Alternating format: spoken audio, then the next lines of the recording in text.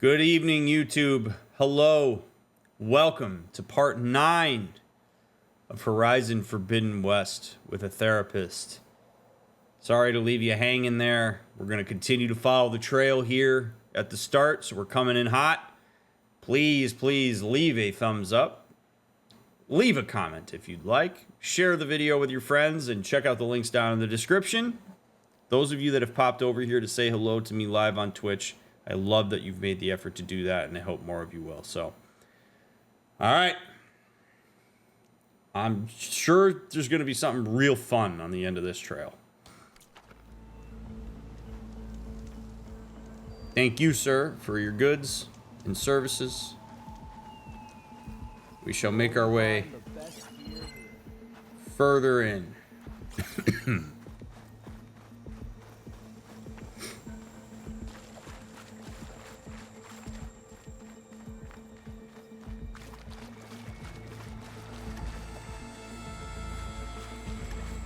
The music is intense. Oh, would you look at that? In abandoned. The trail goes into the hillside.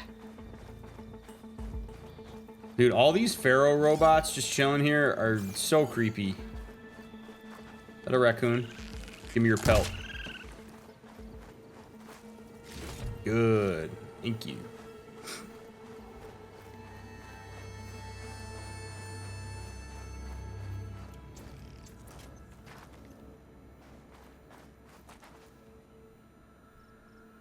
We've really walked a long way, haven't we? All right. Another camp up here. A ruin. Okay. Let's see where this goes. Oh, baby. I'm ready. I'm ready. Get me some lore. I guess Sylens used the machine to haul his prize. I'm not even going to try to be sympathetic toward the machine at this point, because we killed him with reckless abandon.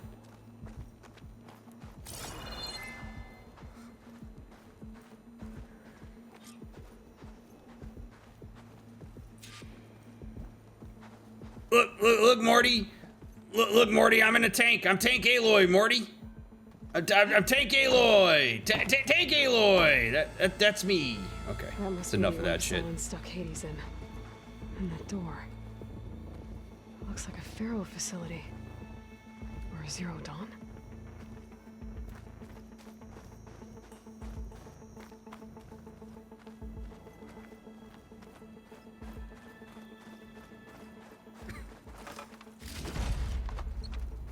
Ancient black bracelet. Look at this thing. Oh, baby. Hades is not looking so good. Come on, Hades. You still in there? No way. Wow.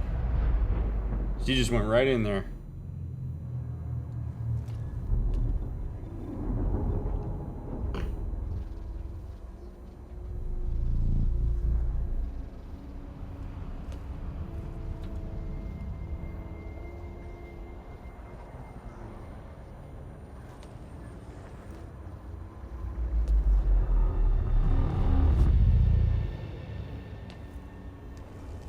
Hades?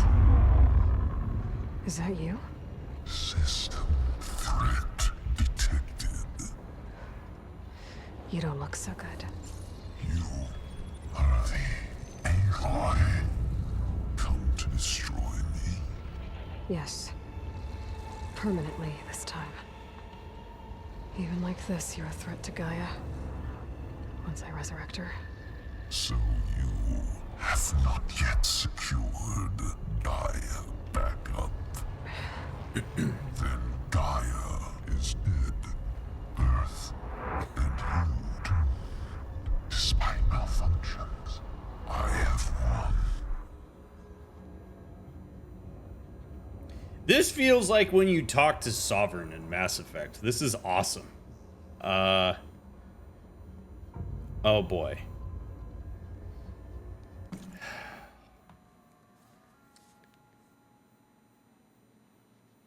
For how intelligent Sylens is, he kind of messed up here.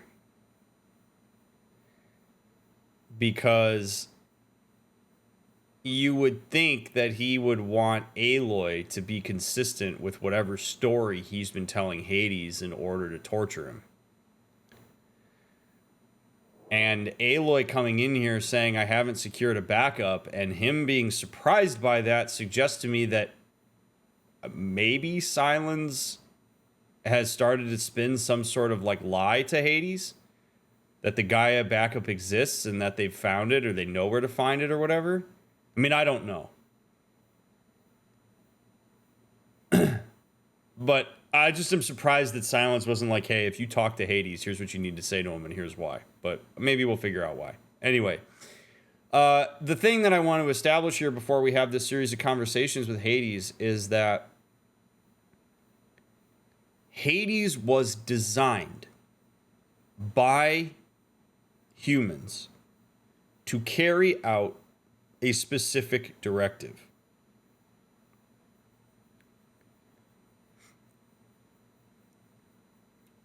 The only reason that Hades does what it does is because that's what humans told it to do. So when we start to ascribe certain judgments to Hades, as Aloy has, of him being like evil mass murderer, I don't know that that really tells the whole story. Like, the theory behind Hades and why it was constructed is sound. Is the idea that, like, if Gaia shows up at the wrong time or does the wrong thing, it's better to purge than to have things be either half-assed or doomed.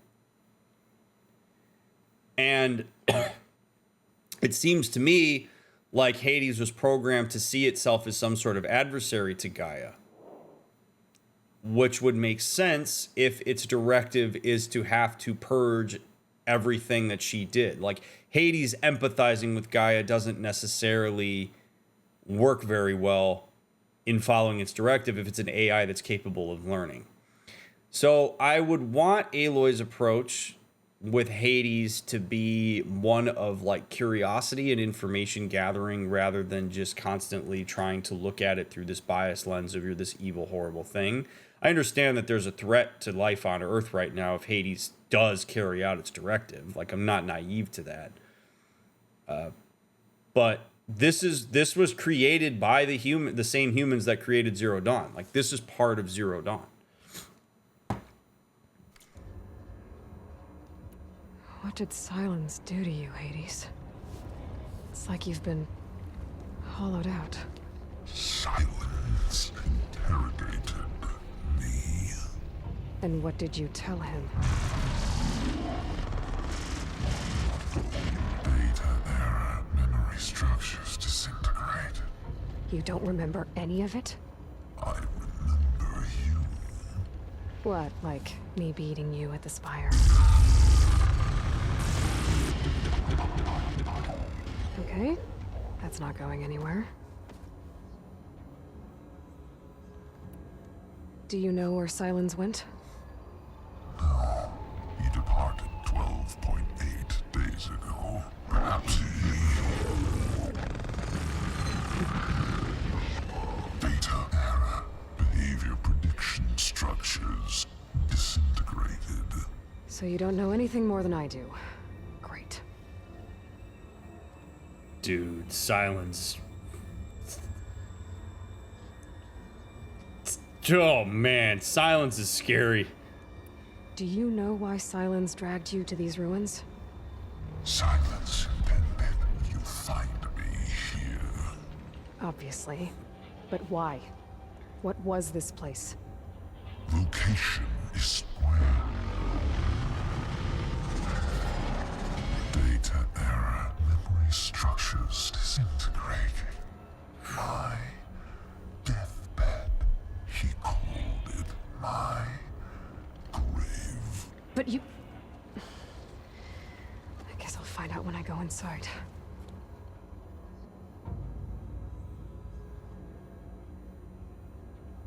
When the mysterious signal transformed you, it made Gaia's other subordinate functions conscious too. You escaped when Gaia destroyed herself, but so did they. Where did they go? Each function migrated to coordinates based on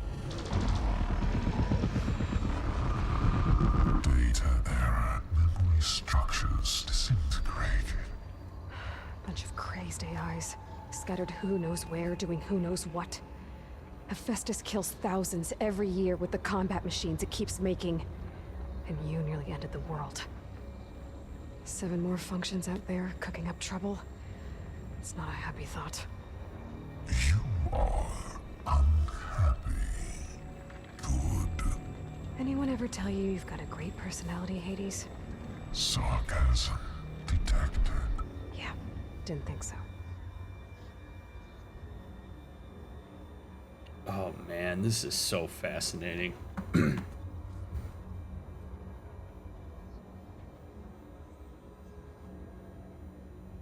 I wonder if you collect all the AIs, do you get to make a wish because a big dragon comes out of them? Okay.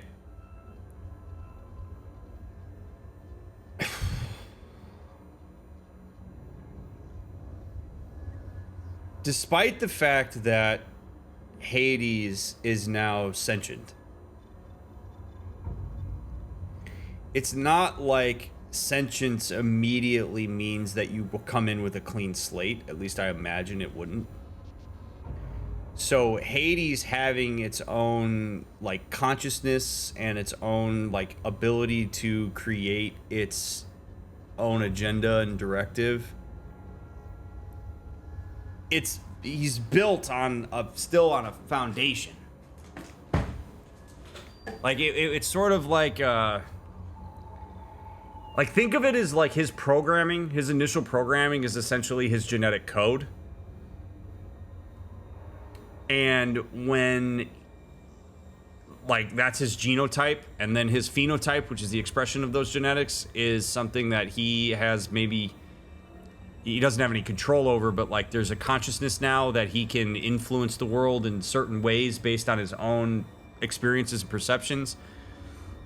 Well, his genetic code is still the same, so he's still built on certain principles. There's still certain things that might manifest themselves, one of them being pleasure in seeing that the life on Earth is, you know, frustrated or whatever, because it gives him more fuel to end it, or like, I mean, there's any number of things that could be going on here, and I mean, the technology is so beyond my comprehension.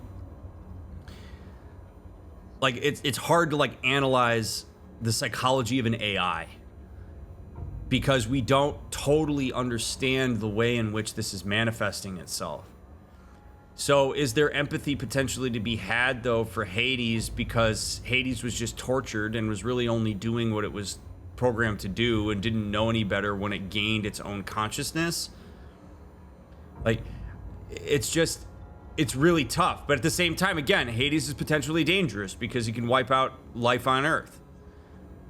It seems like all of these subordinate functions are problematic in the extreme because they have very myopic agendas, which is probably why they need to be like integrated and working in tandem with each other. So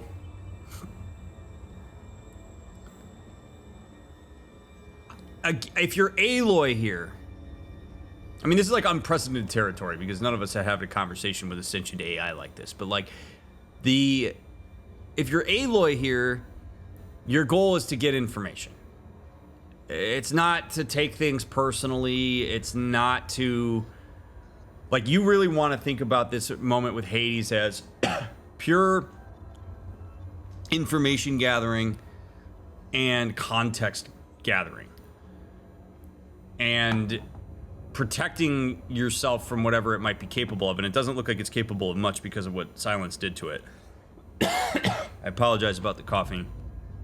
My allergies are going crazy. All right, let's keep going here. Sylens questioned you about the mysterious signal? The one that woke you, gave you consciousness. Who sent it? Signal transmitted by masters. And who are they? Masters woke me to destroy earthly life. Who would want that? Beta era memory structures Damn, man.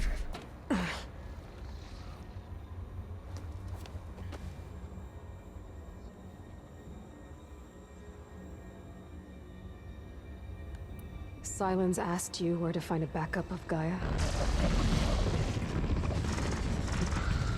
Data error. Memory structures disintegrated. Right. Because that would have been easy. Oy. Wow. Enough. It's time to finish this. Does Aloy still think she can restore Gaia? Save life on Earth? Yeah, Aloy does. Then you are deluded. Extinction inevitable. What would you know, Hades? Twice you tried to destroy life on Earth, and twice you failed. The only extinction you ever brought about is your own. And there's no tricked-out lands to save you this time. You are incorrect. 3 times Hades extinguished life. What? You remember this? Yes, data intact. Non-viable biospheres aborted in years 2154, 2161, 2168. 7-year So intervals. That's centuries ago. It's what you were designed to do. Current biosphere is version 5. There will be no version 6. There won't need to be. I'm saving this one. Deluded. Outcome inevitable. Master Override armed. To activate, state name and rank. Elizabeth Sobek, Alpha Prime. Extinction. Master Override activated. Bridging extinction protocol. Last white.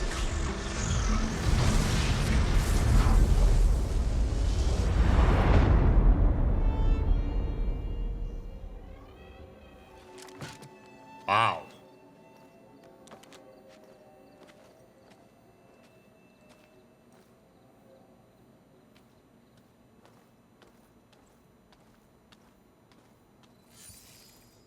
Aloy, I see you've dealt with Hades. Yeah. Think maybe you can stay dead this time? It will. You can trust. Trust? Yes. Trust.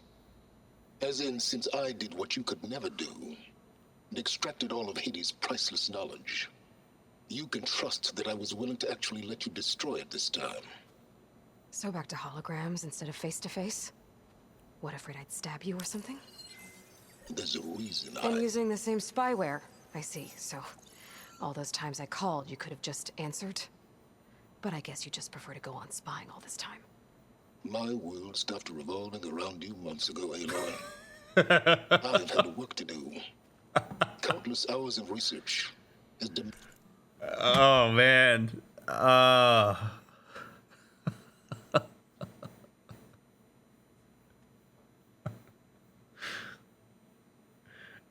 He is,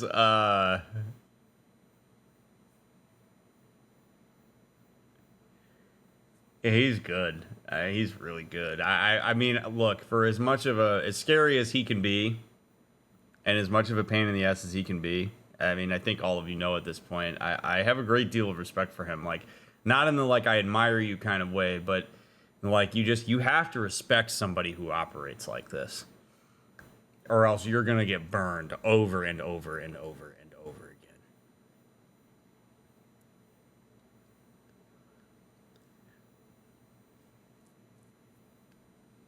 Aloy is experiencing a psychological effect that we all experience. And I would like to use this as an opportunity to talk about it.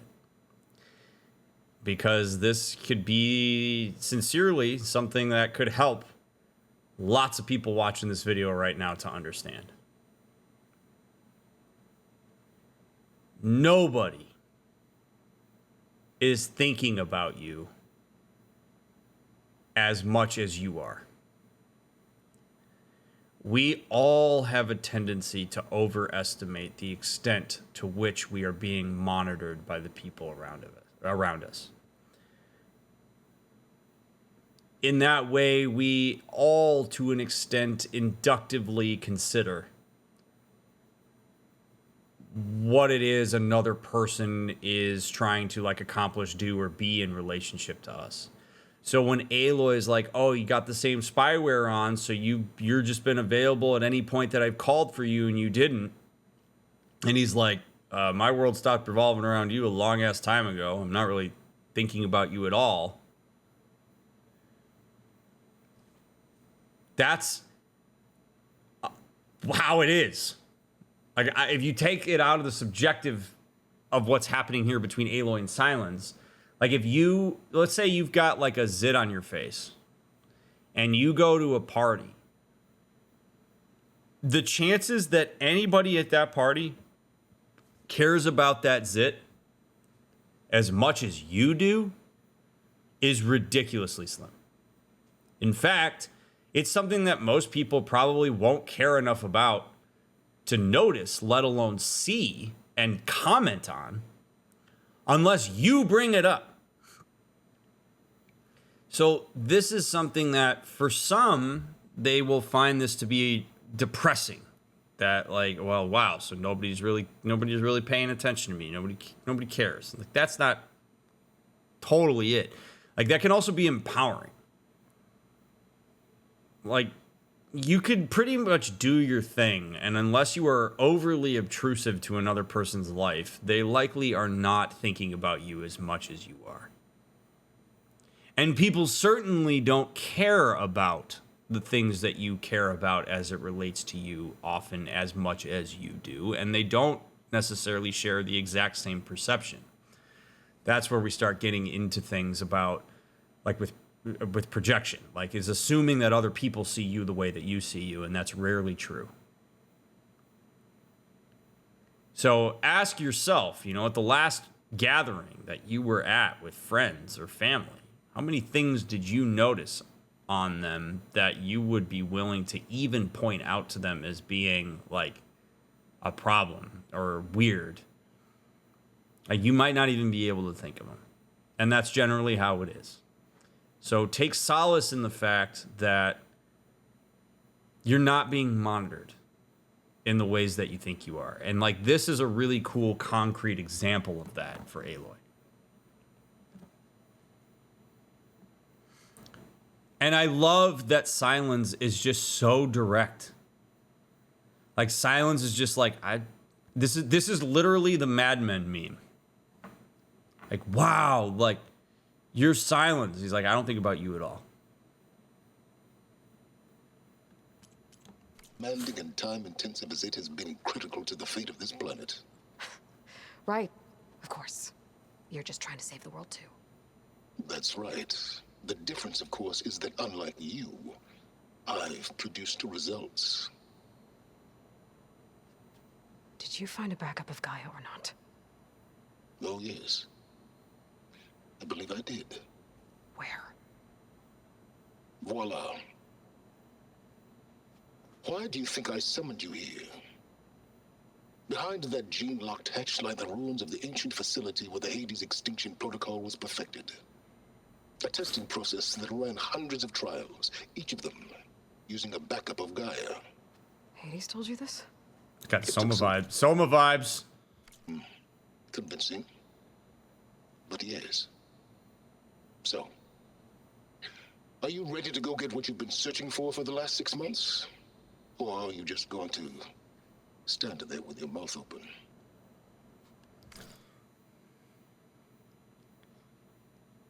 He rage baits Aloy really well. I don't think it's good. I don't applaud him for the fact that he does it, but he does a really good job getting Aloy emotionally engaged. And sometimes he does that through anger and frustration. Like, when he says shit like that to her, that gets her flared up. And something that we have to take into consideration here is that Sylens understands Aloy very well. When Aloy gets frustrated by something or angry, she turns to action. There is absolute behavioral activation when she gets angry. She was so angry about being an outcast and not knowing who her mom was that she went through all the trials and tribulations as an outcast to get to the point where she could nail the proving. Like, if you get Aloy frustrated, she attempts to solve the problem sometimes through force. And Sylens knows that.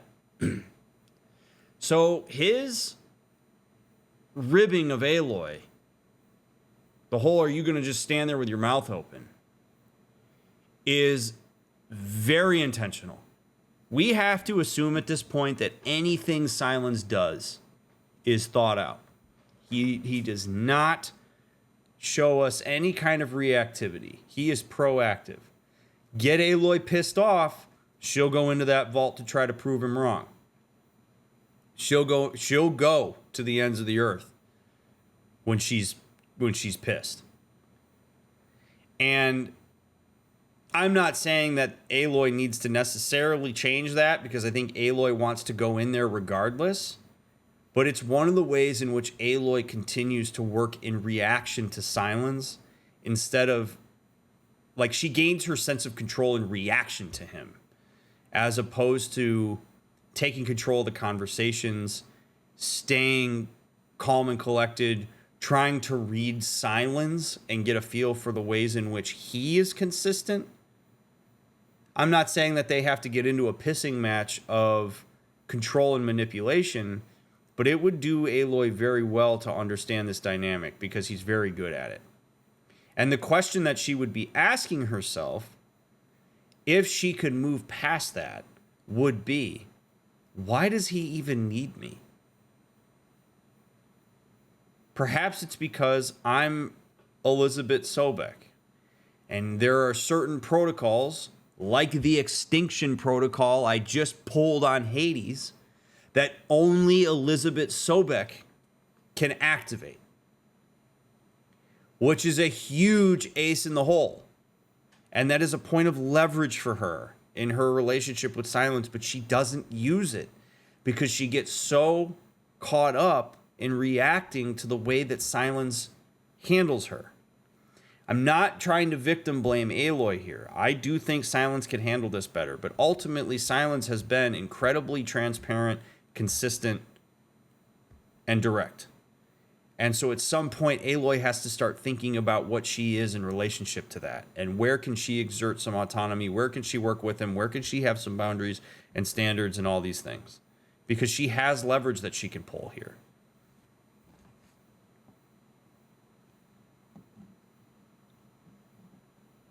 He's a scary person because he's intelligent.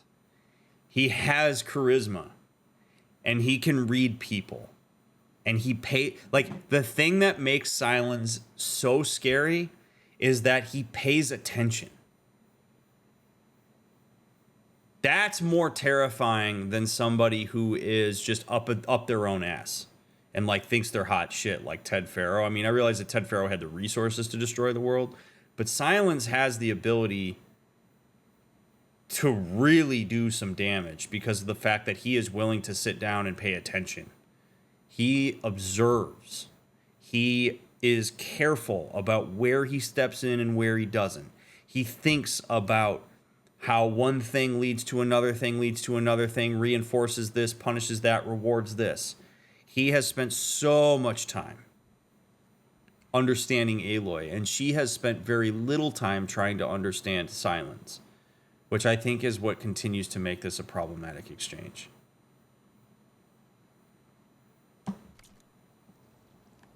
You mentioned you've been busy. Exceptionally busy. But not so busy you couldn't teach Tanakh rebels to override machines, ride them as mounts.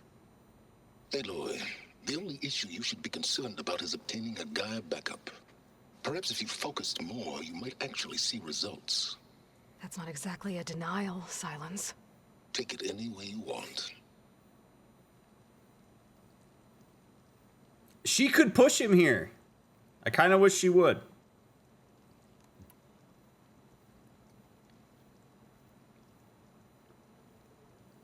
Just to confirm, Hades said that there are backups of Gaia in there. Yes. Or were anyway. 1,000 years ago. Backups that didn't get purged when Ted Farrow wiped every copy of Apollo. Correct. According to Hades, this facility could not be accessed by remote signal. Not even Ted Farrow could touch the data here. Backups. Data complete, Gaia and her subordinate functions. Everything needed to reboot the system. Restore control over the terraforming system. Save life on Earth. And there. So Hades said. So what are you waiting for? Did Hades reveal the source of the mysterious signal? The one that woke it, tried to destroy life on Earth? Yes, it did. Care to share? In due time. First things first, Aloy. Last I checked, you still had a superintelligent AI named Gaia to reboot. Yeah. The same Gaia who had to destroy herself 20 years ago because of the signal? It stopped being transmitted years ago. It's no longer a threat. What if it repeats? It won't. Even if it did, well... The details are complicated, but the signal required Hades to take effect. Delete Hades from any backup you reboot, and Gaia's safe. Now stop wasting time. Go get a backup. That's an interesting little nugget in there, Sylens. You gotta kill Hades every time you bring her up. Here's hoping. It's also why Sylens needs her. Because he can't do that. Elizabeth Sobek has to do it.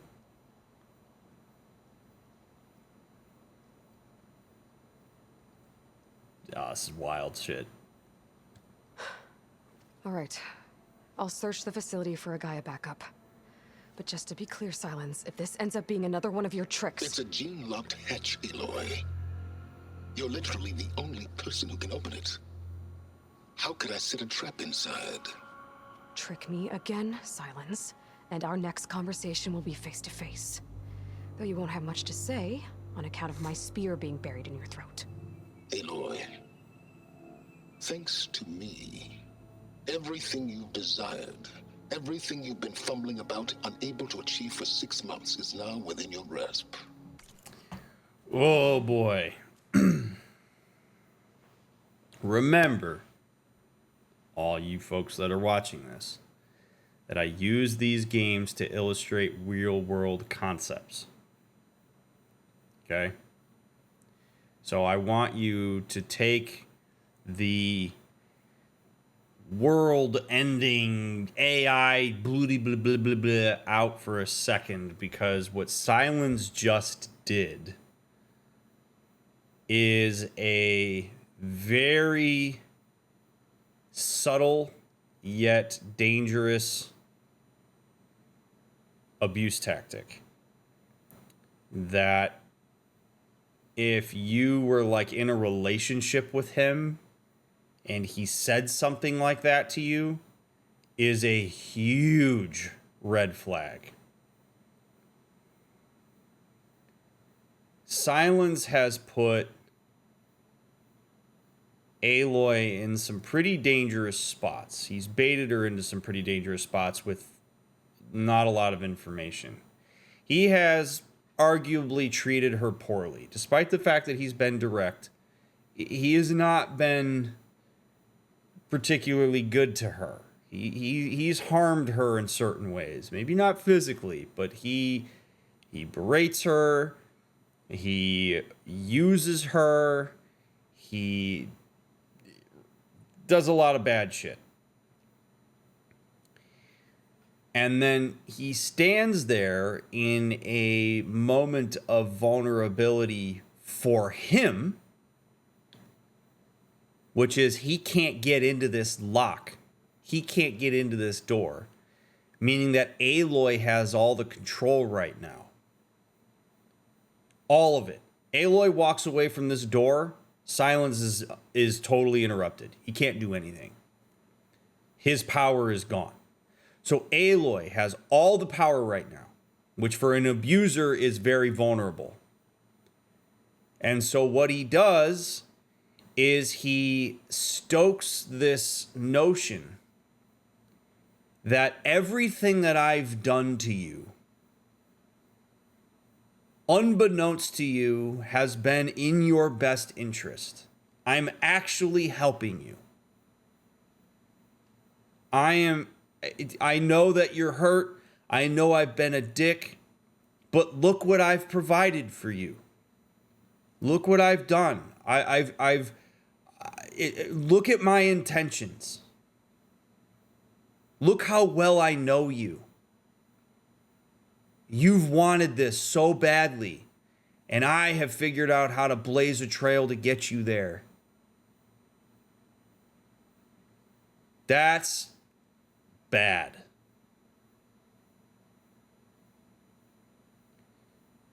Because Aloy's going to bite on that.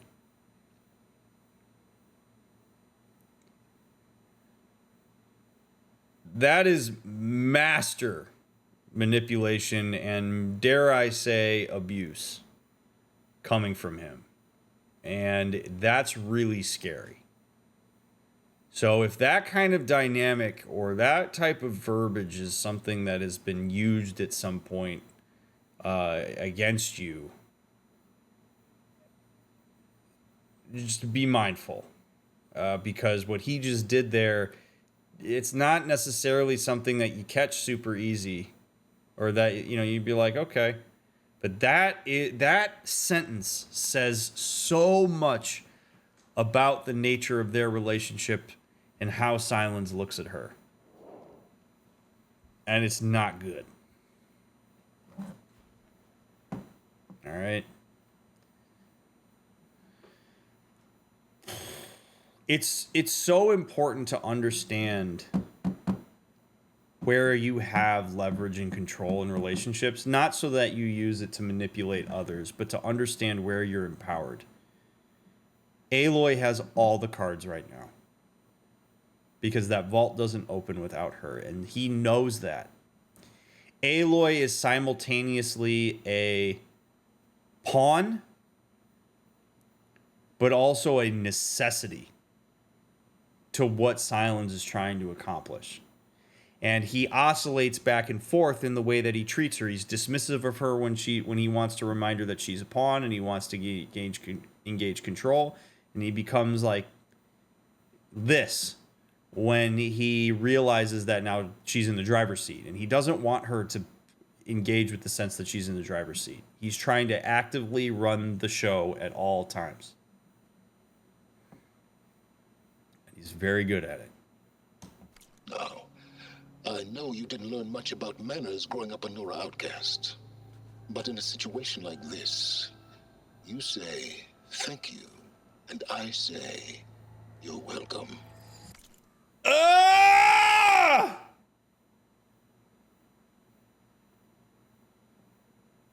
For obvious reasons.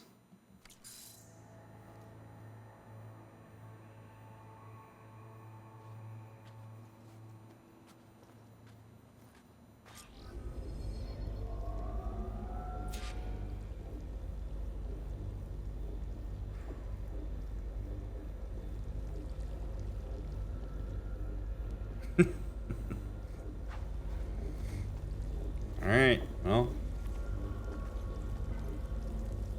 Hold for identiscan. Genetic profile confirmed. Entry authorized. Greetings, Dr. Soda. Please step inside. Please step inside. Please step inside. Are you kidding me? I think we're in luck. In luck? The door is completely messed up. Obviously. But despite the malfunction, you can still get through. If you'll be patient for a while longer. See those crystals there? The Osram call them Firegleam. They're combustible. Not nearly powerful enough to blast through a door like that. But maybe just enough to jolt it open a bit more. Exactly. It will only work with an igniter.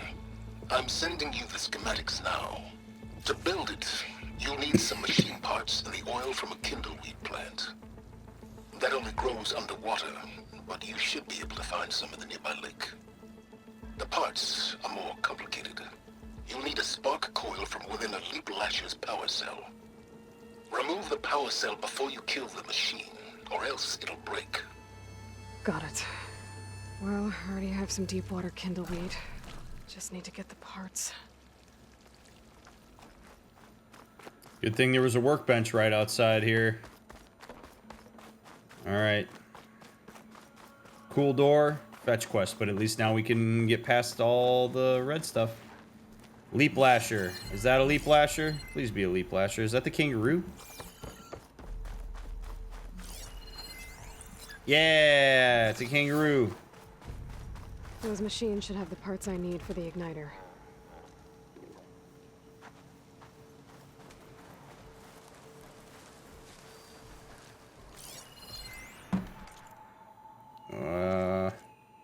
Power cells on the back. Okay. Turn around, you goofball. Gotta shoot your butt off.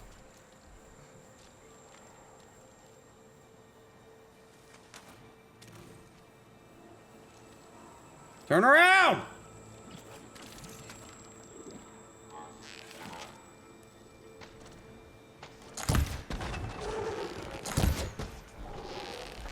Dick.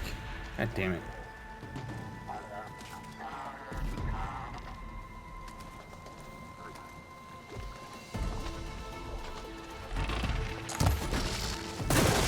Whoa! Alright, we'll just do the other one. We'll get another one. Okay, got the parts for the igniter. Oh.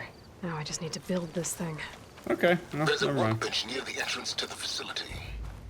From your time tinkering with Hades? Tinkering. More like extracting invaluable data.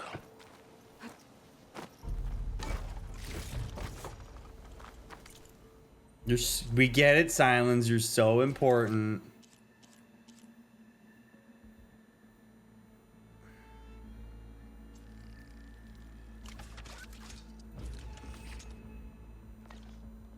There. Should be able to use this to blow up that fire gleam now. Indeed. A Indeed. useful combination. It's how I detached the processing orb from the horse in the first place. Great. Is there anything better than Lance Reddick saying the word indeed? I really don't know that there is. It's like my favorite human word combo. Indeed. I'd step back if I were you.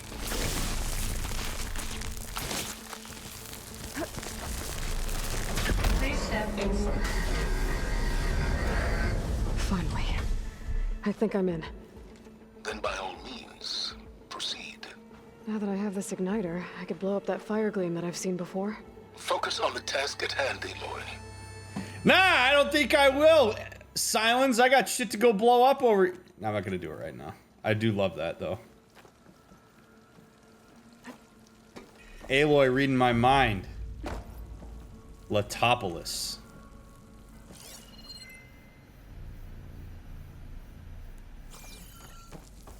A lot of water in here. There must be runoff from the peaks above. It may have been leaking in for some time.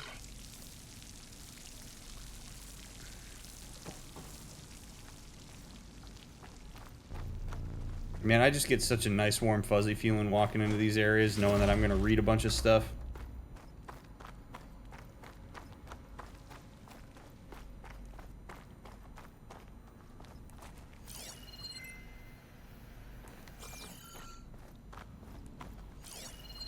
See? Yeah, buddy.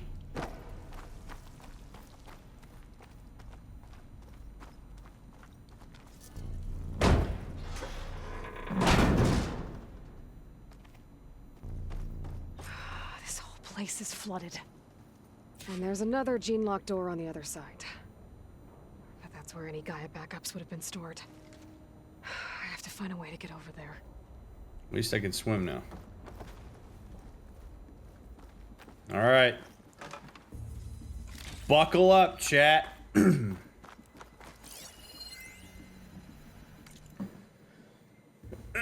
Arrivals. Data corrupted. February 1st, 2065. Travis Tate. February 5th. Hernan de Leon. February 5th. Callie Hayden. February 5th. James Huang. Zhang. February 6th. Haruki Sato. Data corrupted. June 15th. Travis Tate. June 15th. Elizabeth Sobek. June 16th. Hank Shaw. June 16th. Security Team Bravo. Data corrupted.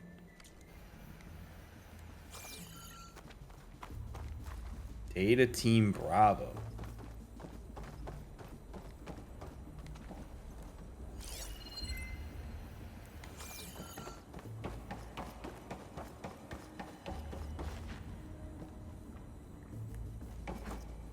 Well, this is familiar. Making my way through ancient, crumbling ruins while you spy on me through my focus. Stop waxing nostalgic and concentrate on finding a backup.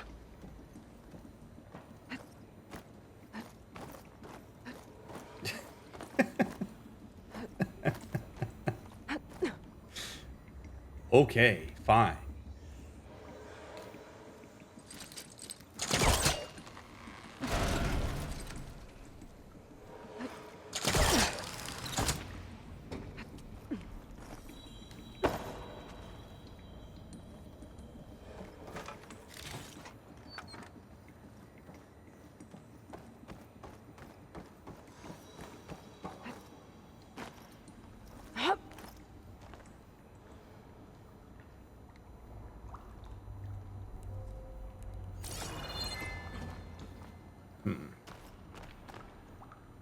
I gotta get over there somehow.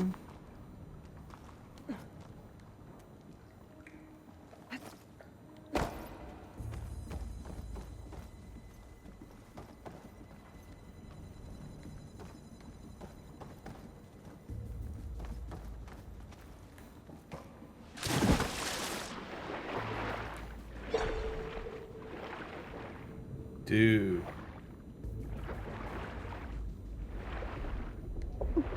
I really wish I had some sort of like underwater breathing apparatus. It would be so nice.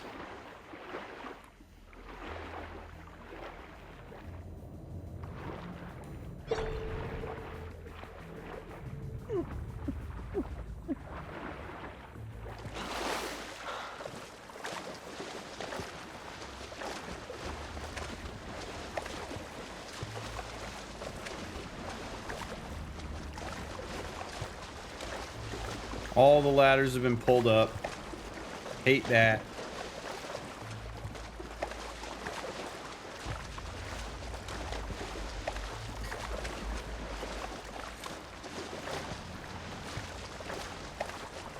It's like this building was designed for a video game level.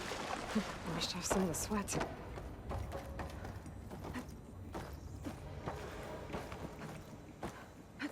Someday somebody's gonna have to navigate this, and we want it to feel like a video game.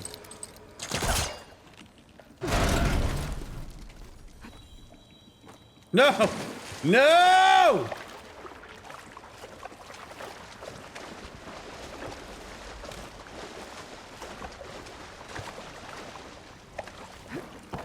Did you wash off more of the sweat, Aloy?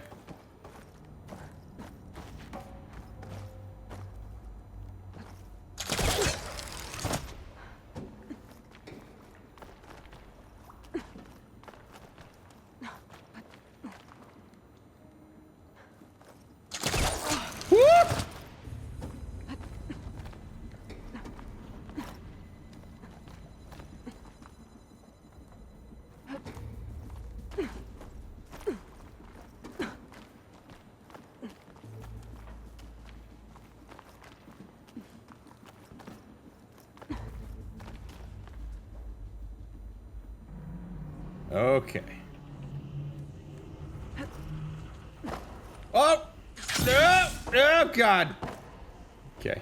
Well, we got there. Might be a good idea to drop that ladder. Yeah, you know what? You're correct about that. Thanks, Aloy. Thanks, brain. Door's locked. But there's some kind of device next to it. Oh, thank God. There's one working power cell. Woo! Energy cell. After all these years. Lithium ion's gonna come a long way in the next few years. That did it.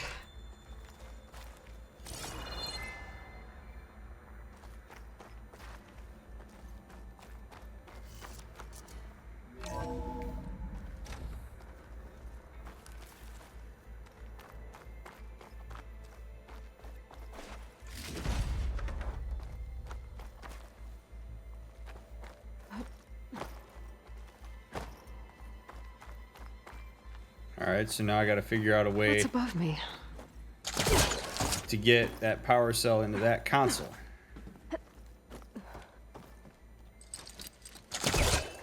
My controller's making all sorts of noise while I do That's this. not gonna budge from here. Come on!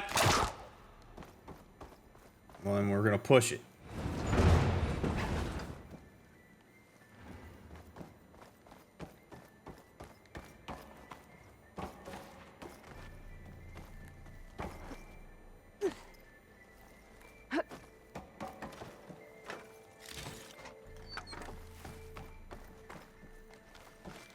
Okay.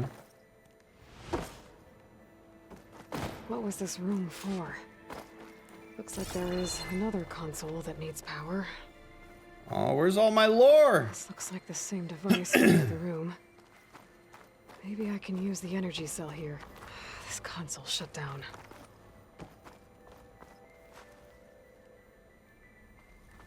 Okay. Let's think. Obviously, I gotta do something with this box, which would be put it over there.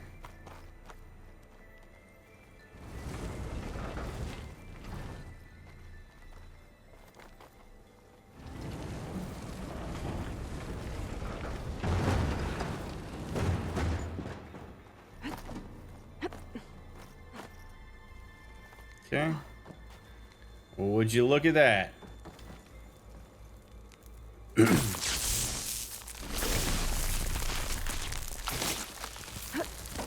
Could use my focus here.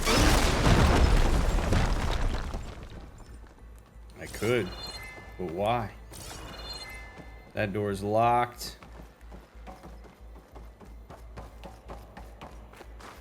Alrighty. Good shit. Pull this out.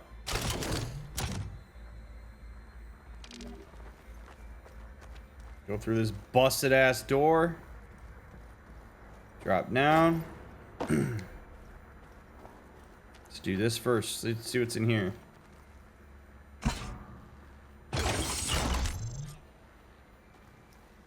What up, Ted? Oh, that's not Ted. That's Travis. And Travis Tate.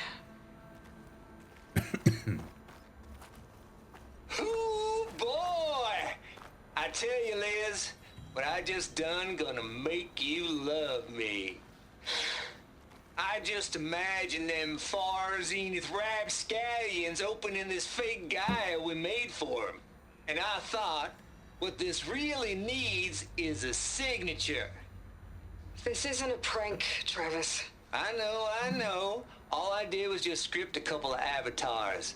A little you, a little me. To deliver our message of doom, real personal-like. Would you just send it? Soon as it's done compiling, then you and me should celebrate. I brought party fixins, pizza rolls, absinthe, a couple of hacky sacks. I'm heading back to Bryce as soon as this is done. Color me confounded, Liz. How is it that someone like you, a paragon, damn near saint, could love this world so damn much, but no one in it? I mean, have you ever even had a friend? Compile complete. Data file, Baron Promise, ready for transmission. If you would, please.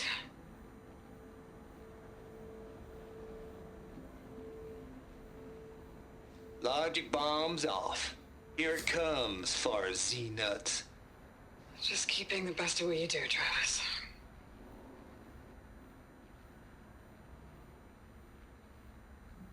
Always admire you from afar, Liz. It's where my mama's grave. And she was religious. Travis was wrong. Elizabeth was trying to make sure life had a future. She cared about everyone. I'm not so sure. Yeah, you don't know that. The exception will walk a path of solitude, Aloy. Oh my god. Oh my god. Okay. Ego stroke aside, there's a lot in here.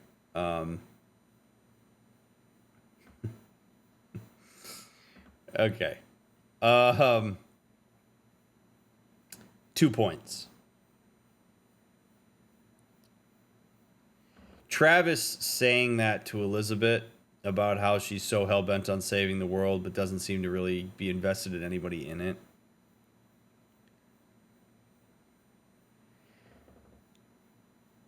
If we take Apocalypse out of it and we think about it as if, like, say Elizabeth was gonna move, like, countries. Like, let's say she lived in the U.S. She's like, I'm gonna move to England. When people know that a really significant transition is coming up, in this case, the apocalypse, in a more relatable case, you're moving, it's very difficult to form strong, intimate bonds with people unless you're very intentional about it, because in the back of your mind, you know that that transition is coming. And when you are more close and intimate with people, it makes it a lot harder to separate from them. And there's a very real survival reason for that.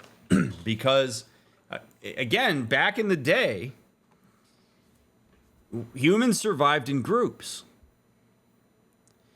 And if you were able to form close bonds with people, that strengthens the group. It means that there's less likelihood you're going to be cast out of it. So the pain of having that intimacy severed by moving is very real. It serves as a deterrent to the transition. Think for yourself. If you've ever had to make a massive transition where you had to, like, leave friends or family behind that you were very close to, you know how painful that is to do. And there may have even been moments in that where you've second-guessed your decision to go. I mean, the biggest one for me, first one I remember, is when I went to college. I went to a college that none of my other friends went to. And I remember having many moments where I was like, God, I don't know if I even want to do this, because it means I'm not going to see my friends and family. Like, it's very strong. So Elizabeth may be in a position where she's not wanting to form close, intimate bonds with the people around her because it's just too painful to do it. There's too much of an association with the fact that the end of the world's around the corner. And she may ask herself, what's the point? Now, there very well could be a point in the sense that, like, it'd be nice to maybe have some connection with people before you go. Like, I don't really like the idea of just severing connections with people preemptively and then being miserable from a relationship standpoint as you're anticipating a transition. But some people do that, and some people are okay with that. And that might be what Elizabeth's doing. I don't know. Maybe she just doesn't like Travis Tate. There's that too. Like, Travis isn't entitled to her just because he thinks she's cool. So there's any number of things that could be going on there. Now, I actually want to take a second to talk about what Sylens just said. You know, when he says the exceptional often walk alone. Is that a bit of an ego stroke? Yes. But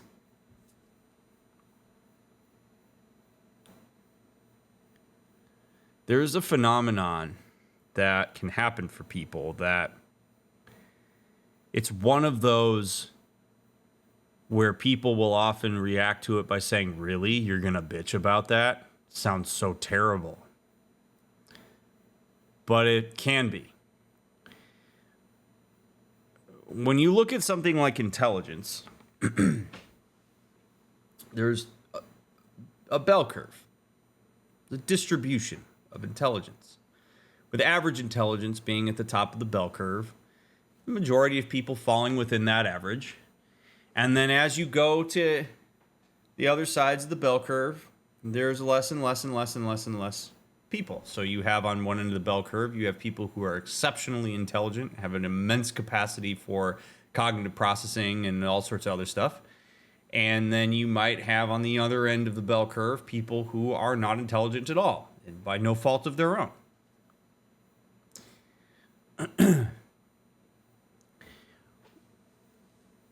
If you talk to people who were, say, like in gifted programs growing up, or if you see people who are exceptionally intelligent in relation to the people around them, one of the emotional experiences that you will hear them articulate is loneliness. Because it can be incredibly difficult if you are surrounded by people who are not processing the world and the things that are happening to you as quickly or as sophisticated of a way as you are. Like, this is a real phenomenon. And that can feel really lonely for people to be advanced. And then again, people are like, oh, wow, well, it just sucks for you that you're so smart. But it's like, yeah, it actually can. Like, that sense of isolation, the result of that, even though it might be because of something that is an ideal trait for a person to have, the social ramification of that can still be difficult for a person to navigate. Like, there's a both and there. It's not like those two things exist simultaneously. Yes, very cool to be very intelligent, also very lonely sometimes. Hard to find people around me that'll keep up. And you can get treated differently, you get reinforced differently. Like, all of us have different experiences that are reinforced by the environment based on how we interface with it. And when you show exceptional intelligence, sometimes one of the best ways that people who are exceptionally intelligent is to isolate themselves. Just bury yourself in the thing that challenges you. Bury yourself in the things that you're good at. And just there's like a real radical acceptance of the fact that, like, maybe people aren't going to be able to keep up with you. I think that's what Sylens did, and I wouldn't be surprised if that's something that Elizabeth did. And to an extent, Aloy is kind of doing it. I don't think Aloy's doing it because of intelligence. I think Aloy's doing it because of her role in the world here. Like, I'm the only one that actually understands everything that's going on here. I think also that's part of why she engages with Sylens, because even though Sylens is a pain in the ass, Sylens at least understands.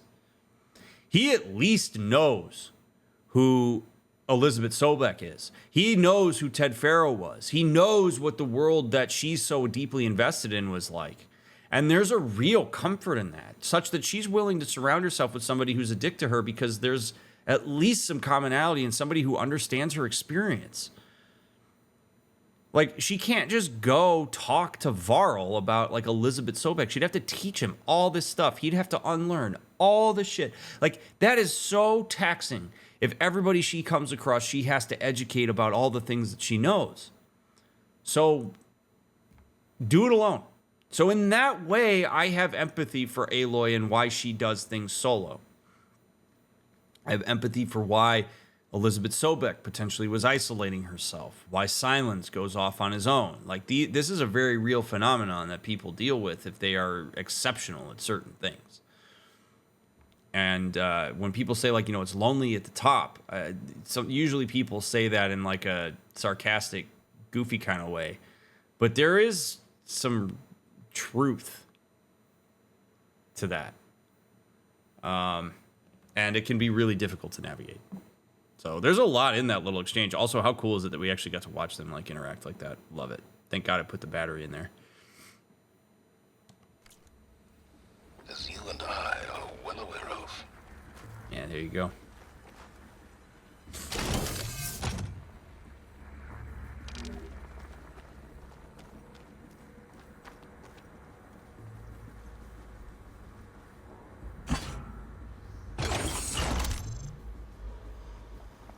All right. Examine Security Council.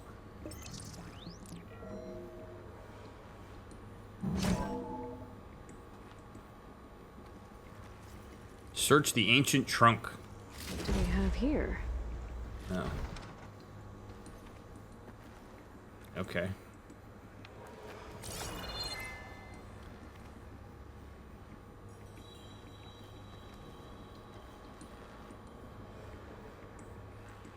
Okay, just from a world building standpoint,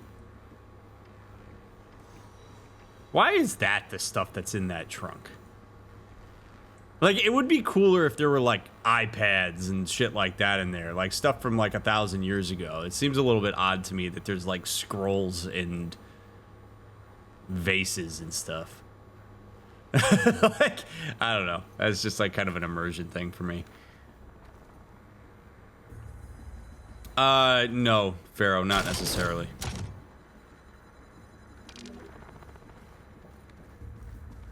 Oh, cool, that stays powered on even after I put the thing in there. Okay, so did I unlock the door by using that security panel? Let's find out.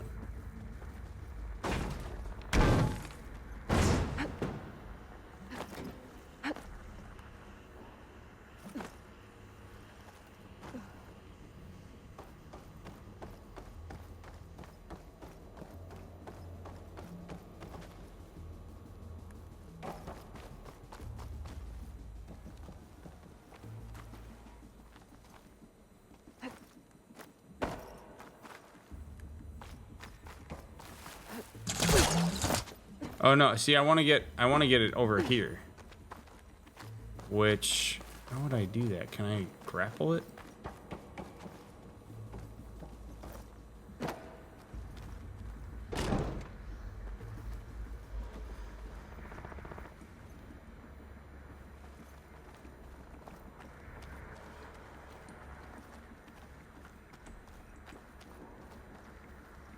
Huh.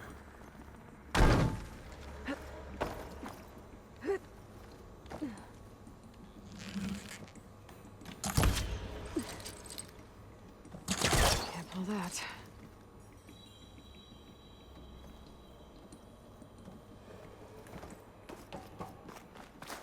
No, that's what I used to open the door, but then...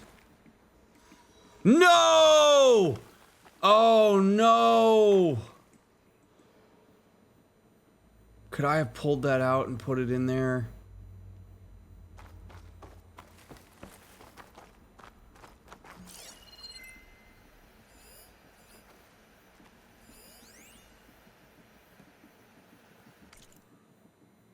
Alright, whatever. My man Tate, harbinger of the end of times.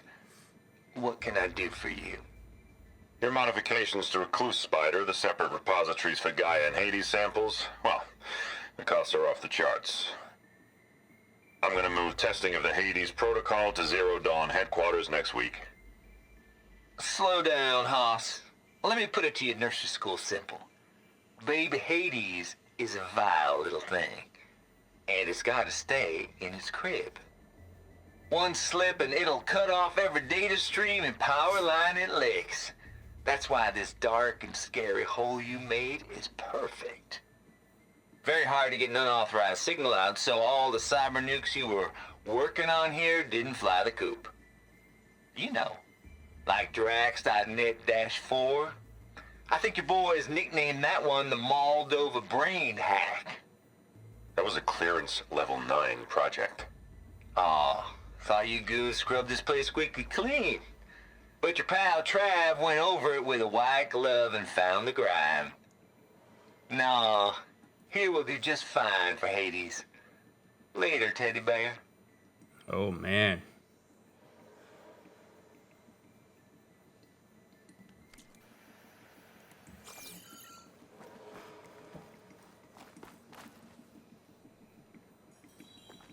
Well.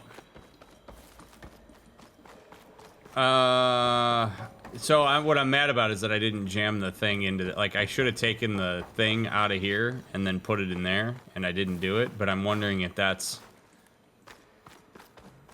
I'm just gonna have to let it go, I think. I'm just gonna have to be bummed about it. But I also... Oh, I gotta put it back. Okay.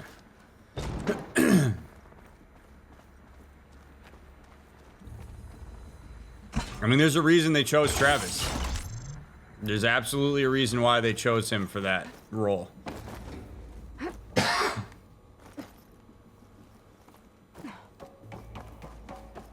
Alright. There's another panel up there that I should be able to pull open.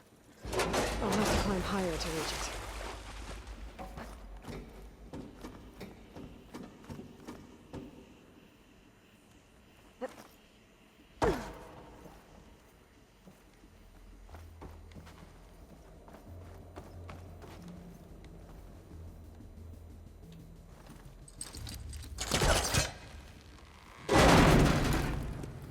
Don't think my pullcaster can latch onto that from here. I'm gonna have to jump. Yeah. Whoa! I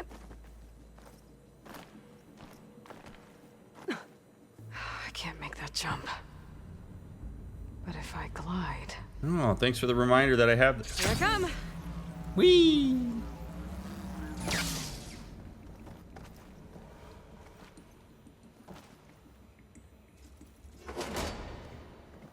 Thank God there's all these convenient ladders. There's more of the facility over there. I better take a look.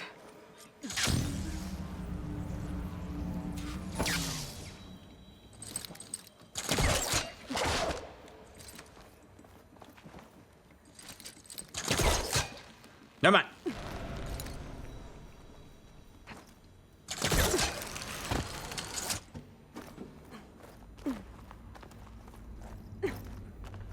Okay. Whee!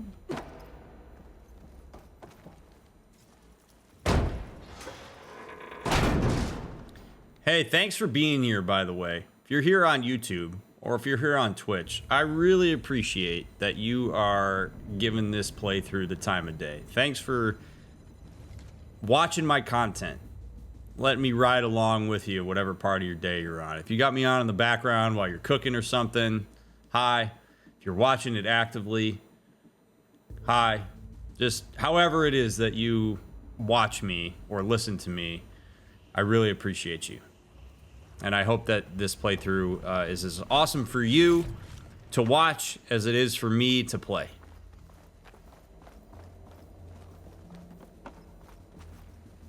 All right. That's good.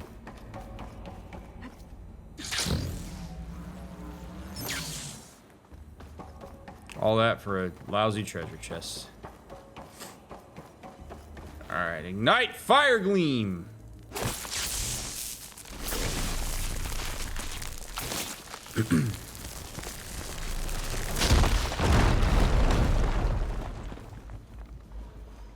What's in here? Oh yeah, love when I walk into a room that's got a bunch of those hexagons in it. Send this to my stash. Volatile sludge. Oh God! Simon and Catherine are like, don't touch the sludge!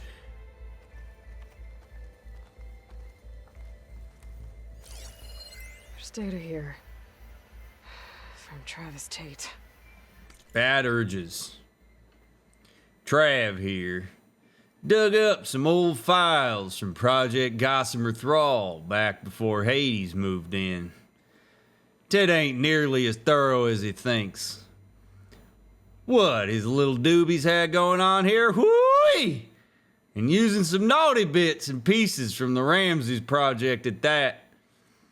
There's the Moldova brain hack, of course, but also up-and-coming little devils like Know-It-All Memer, or my personal favorite, Sovereign 7482. Now that's an apex predator. assuming control of them TDO bots and arming them with household appliances. Imagine tidying up after that. Gotta admit, it'd be fun to see him hunt in the wild. Give him a taste of the good life before it's lights out. But nah, ain't gonna give in to temptation. Guess that's what I get for hanging around Lizzie. Or maybe I just don't want to lose that sweet Elysium deal. This place turned out a lot of malware before Zero Dawn took over. Yeah, it did. He was having fun with it. I admire that.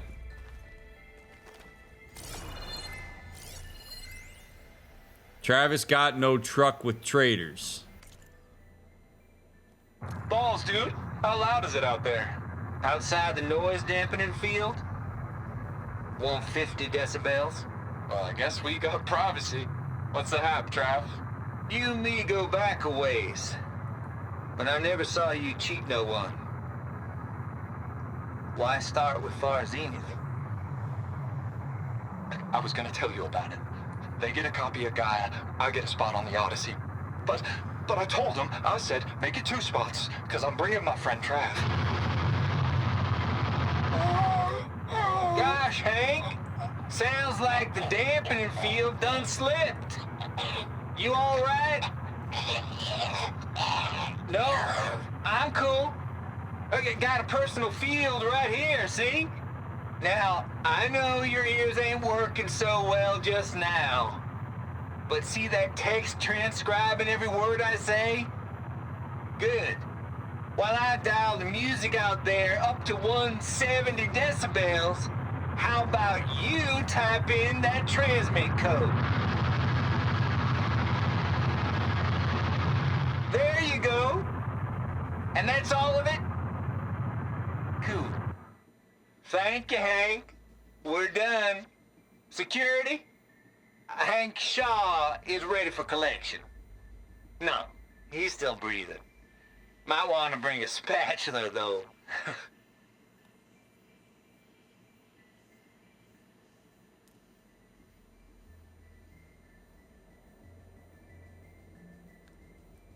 Oh boy.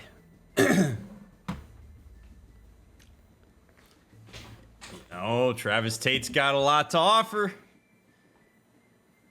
Travis Tate's also got a dark side.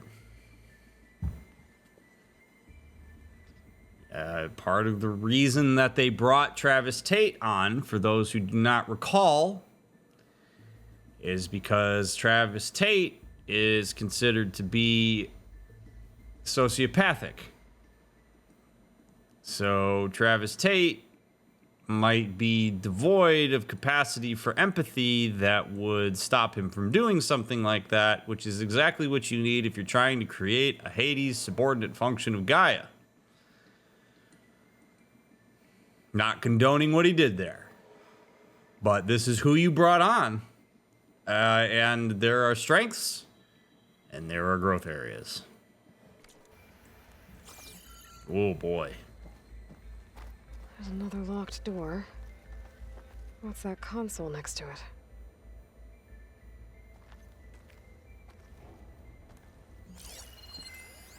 Looks like this is connected to the door. It needs a code to open. 1, 2, 3, 4, 5. It's a combination I have on my match luggage. Could look around with my focus. Yeah.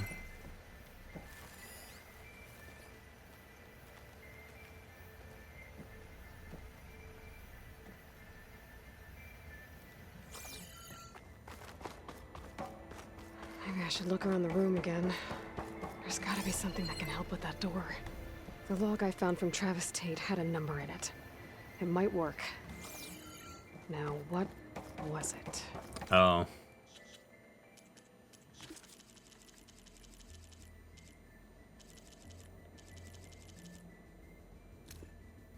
Seven, 4, 8, 2.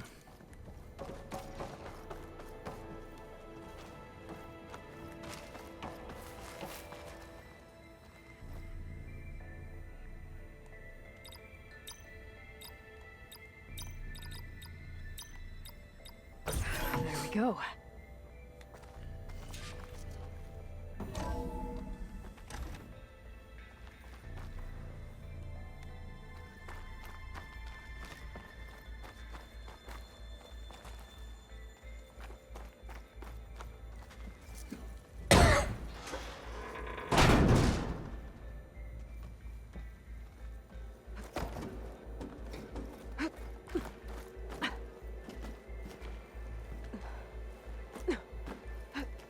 Yeah, man.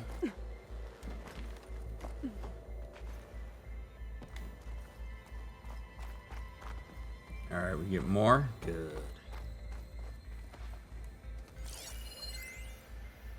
An apology. The deal's off, Tilda. Zero Dawn got its ectogenic chambers. Far Zenith needs the Apollo database. There's no reason this incident... You tried to steal Gaia. I had nothing to do with it. And you punished those responsible. Your logic bomb has them scrambling to restore vital systems. I'm really supposed to believe that you knew nothing about this? Please, Liz. Humanity's chances are slim as is. You may not approve of our plan. But what if we're the only ones to survive? Don't you want us to have Apollo to remember our common past, our mistakes? I'm begging you. Fine. You'll get your copy of Apollo. Thank you.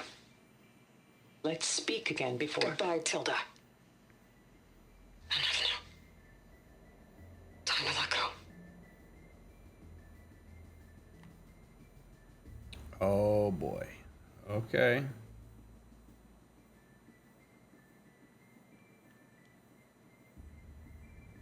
Far Zenith needs the Apollo database.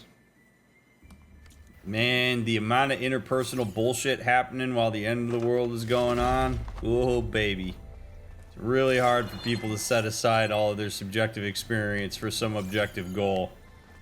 I mean, one of the things that I love about the way that Horizon's world building is that, like, Guerrilla wasn't afraid to make shit really messy. Which is exactly how it would be. There's absolutely no way that if this stuff was happening in real life that it would go all nice and clean. It would be an interpersonal nightmare. People have their own agendas, they have their own ideas, they have like all sorts of stuff, and at a point in time where everybody feels a sense of control crashing down,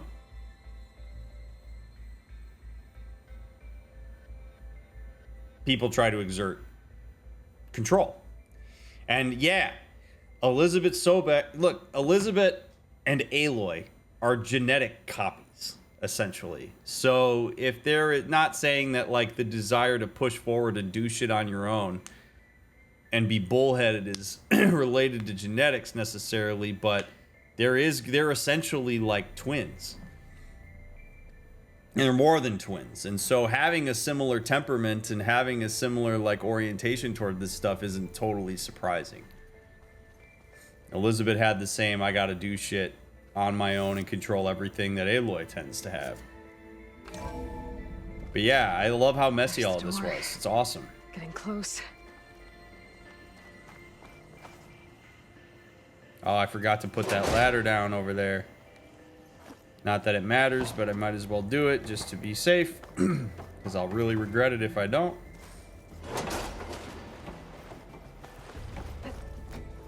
Seems like a really... Oh, I guess, okay. Interesting ladder. Oh, see? Almost...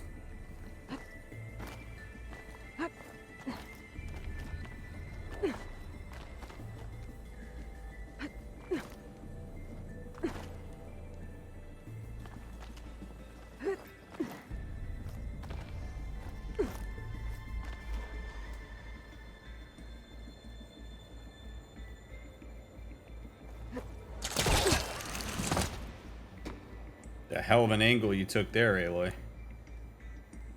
I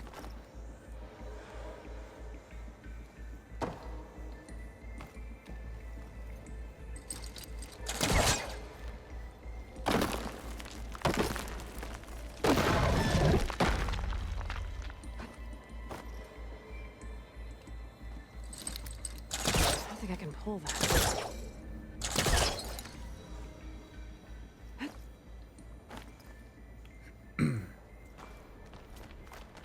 right.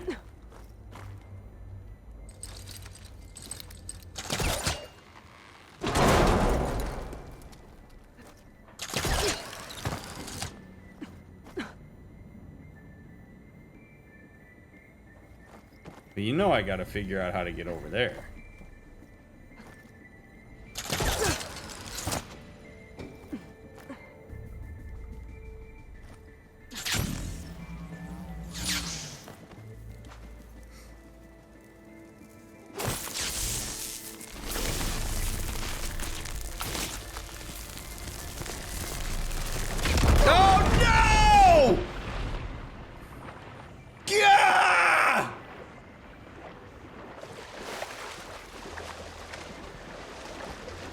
Thank God I let that ladder down.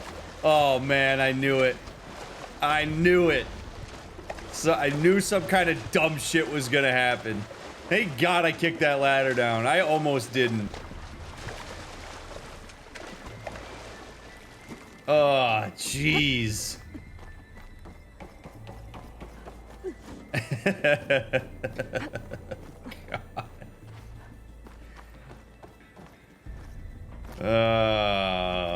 Yep, gamer senses tingled, indeed.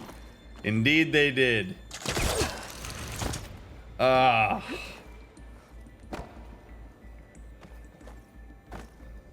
There's a reason they put these ladders in. There's no way I can hit that. Oh, man. All right.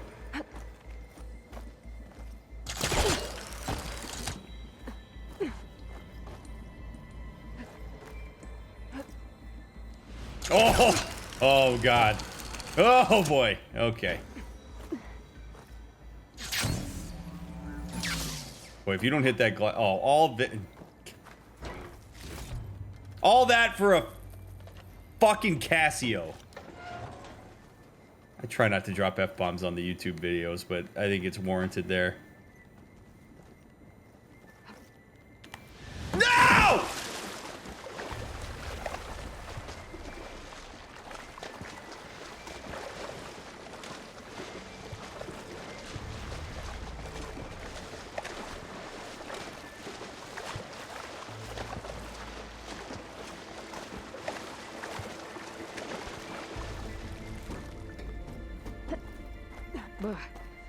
Refreshing, I guess. No. No, Aloy is not.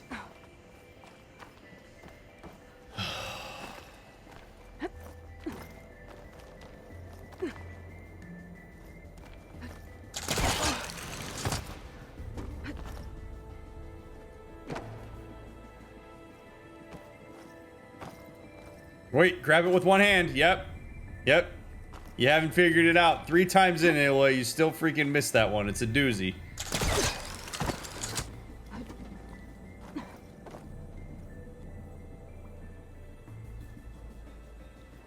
Oh, I almost jumped again. I almost jumped again. And that would have been real bad.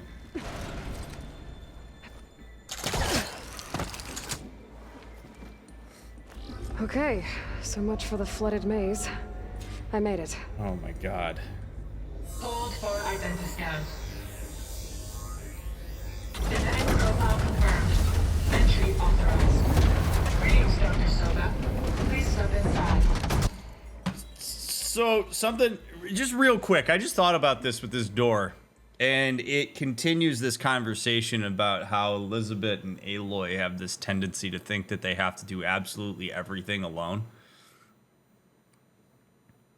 The fact that these doors can only be opened by Elizabeth Sobek, if you put yourself in the context that all of those people were working in, is not good.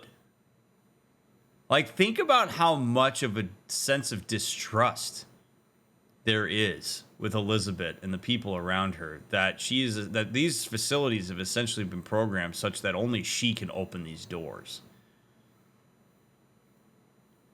And part of why I say that it's reckless beyond the trust component of that is that if Elizabeth Sobek all of a sudden dropped dead from a heart attack, are they going to have to, like, carry her body around and throw it in front of the doors in order to get them opened?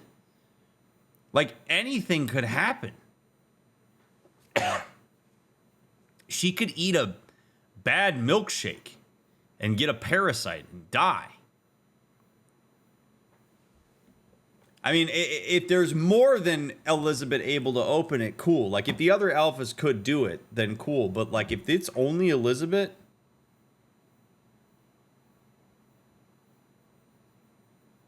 I guess that's true that we saw the entry thing was the other people. So, I guess... Okay. Yeah, void out what I just said. But I mean, I understand the need for, like, secrecy and stuff like that, and, like, not giving literally everybody access, but it just makes you think. But I guess it's true that other people were able to access it because they were the other alphas, so. Yeah, the entry log. That thing is huge. I forgot about that. It looks like the power's off, except for that console. It's damp in here, too. I hope the water hasn't corroded anything I need. Like the backup. Start looking. Ooh, you sound disappointed, Sylens. That looks like, I forget his name in Destiny. At the bottom of the Clovis. That looks like Clovis Bray, isn't it? Or like, the exo at the bottom of the... You know what I'm talking about if you play Destiny. Alright. We're in the Sphere in Las Vegas. I contend that we're in Vegas. We're in the Sphere. This is where you two stood on this platform. Back in 2023. Amazing. Genetic profile confirmed. Greetings, Dr. Sobek. Do you wish to activate Recluse Spider? I do. Activating. Okay, powering it up. That doesn't sound good. It appears to be unstable and very heavy. Be careful. At least I've got power. And there's data here. Looks like this recluse spider thing is a testing apparatus for Gaia and Hades. I'd better take a look at that access panel. Yes, get to it. Testing log. Severe corruption. Note from Trav. Remember, honchos, that our very necessary security procedures require a complete diagnostic check on both the Gaia and Hades repositories before each testing cycle. Could I put it any straighter? How about this? Triple check both of those big circular thingies before pressing the red button. Jesus, I can't believe I'm the responsible one around here. Log start, trial 11.117.a. Repositories locked in. Gaia kernel green, Hades kernel green, sf-sim.x initialized. Heuristic matrix launched. Trigger countdown started. 3, 2, 1. Data corrupted.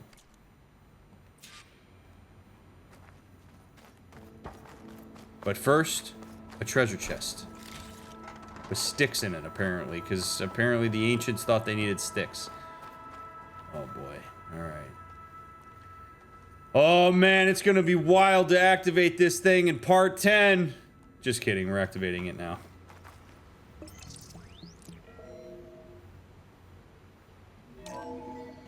Okay. I think those circular pods are repositories. One loaded with Hades backups, the other with Gaia. What are you waiting for? Hades is down, but the Gaia repository is stuck. So unstick it. Okay, Sylens. So unstick it. I need to detach the cable from the arms coupling. It's not exactly stable. Let's hope you haven't damaged it. Then get your ass in here and you shoot it and you figure it out. If you're gonna put it on me, you shut the hell up and let me do it. It's down. I should be able to access that pod. I got no time for that energy. I got no time for that energy. Don't bring me in here, tell me to figure it out, and then bitch and moan about the way that I figure it out. The hell out of here with that shit, or I'm turning around and I'm walking out of this facility, Sylens. You won't know shit. I'll take my focus and toss it in the water. Little bitch.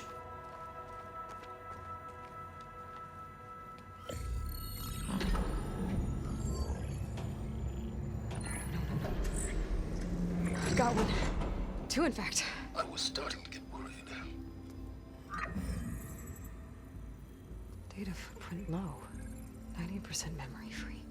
That can't be right. Gaia was a vast superintelligence. We barely expected it. Shh. Yeah, shush him. Root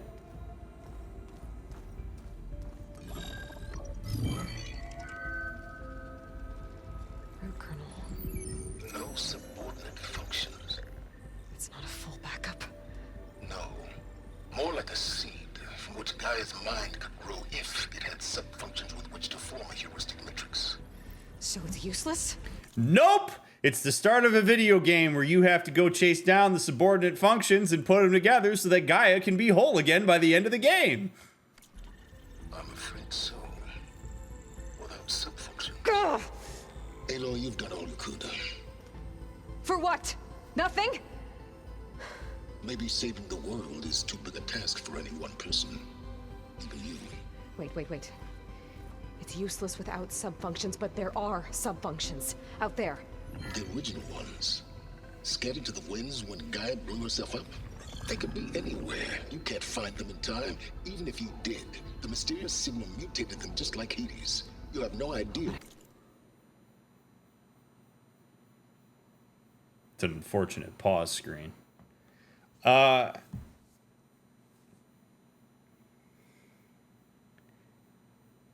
Sylens is acting weird right now.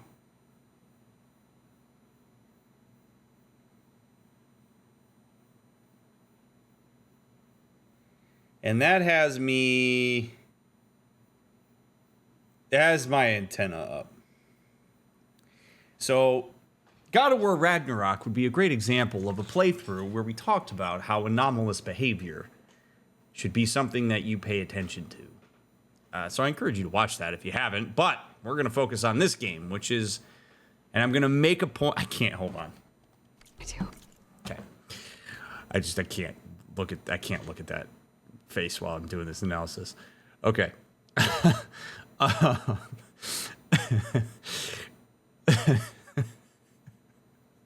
Okay. Humans are remarkably consistent.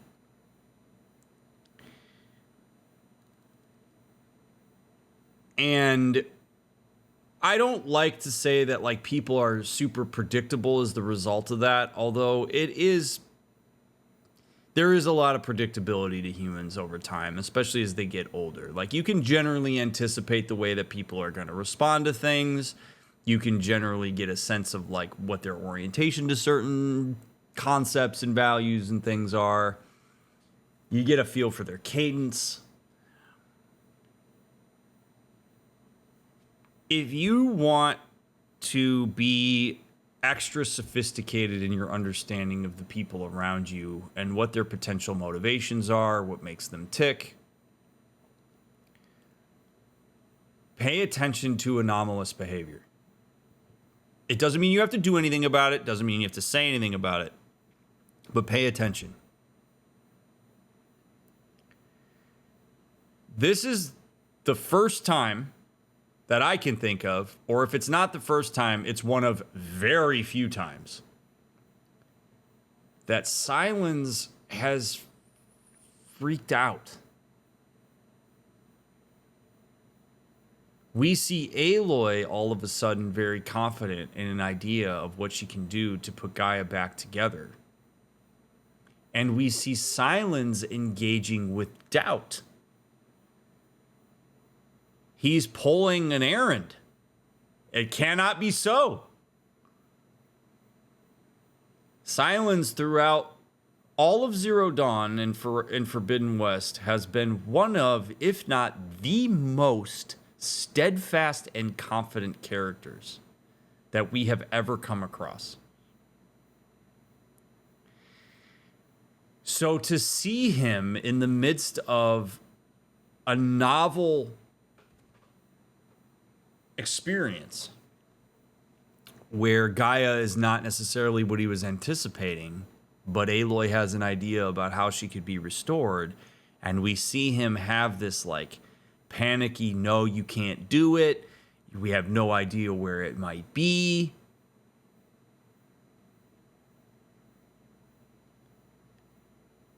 There's any number of reasons why he could have freaked out. It could just be the fact that like now they're in uncharted territory and Sylens is having to grapple with the fact that this didn't go according to plan and he's got more stuff he's got to learn.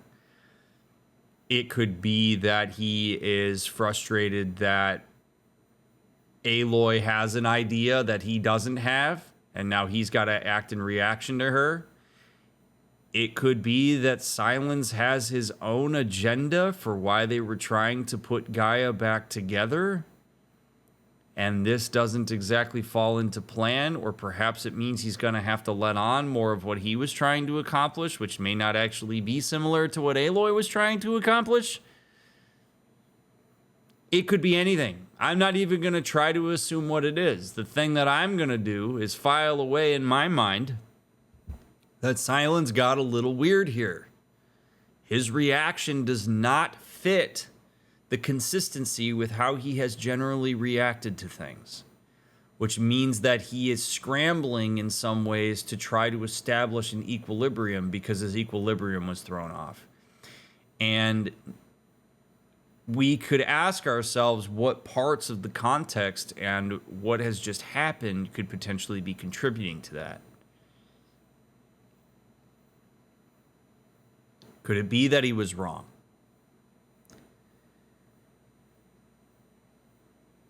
Maybe. Could it be that he is having an experience that misaligned with his expectations? Sure. Could it mean that whatever plan he was working on has been completely thrown off because of the fact that Gaia's not in the space that she's in, right? Like that he thought she was going to be in. Could it be that Aloy is thinking a couple steps ahead of him? I mean, there's any number of things that could be happening here. He's not physically present to manage this. But part of his panic here seems to be trying to get Aloy to get off of her train of thought. So again, it's okay to hypothesize, but you have to be very careful here not to make a decision that this is why he's panicking or like why he's acting this way. The sophisticated thing that you do here is, again, you recognize anomaly. Something feels different here. File it away. Let's look for a pattern in the anomalies over time and see what happens. Or you could ask him about it. A good one. If it works. Oh! Get out of here.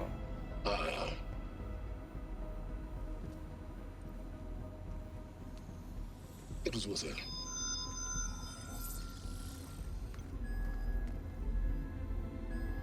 We found Minerva, but it won't connect. It's close. Mountains west of Plainsong. Close enough for me to go get it. I was hoping to find all the sub-functions, but one's enough to get started, right? It is. Recover Minerva. One could use it to launch Gaia's heuristic matrix. And when she's conscious, she helps me find the other sub-functions. I go gather them. And rebuild her piece by piece. Very clever. Still think I can't save the world on my own?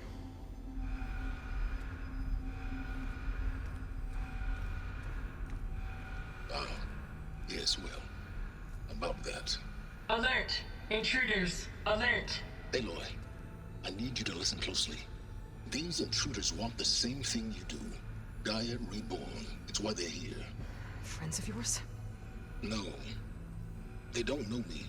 The data pulse I transmitted indicated that a Gaia backup could be recovered here was anonymous. Now, they're very powerful, but they won't harm you. Not when they see who you are, what you are. A clone of Elizabeth Sobek, a genetic key with which they can reboot Gaia and rebuild the system. They need you. I warned you, Sylens.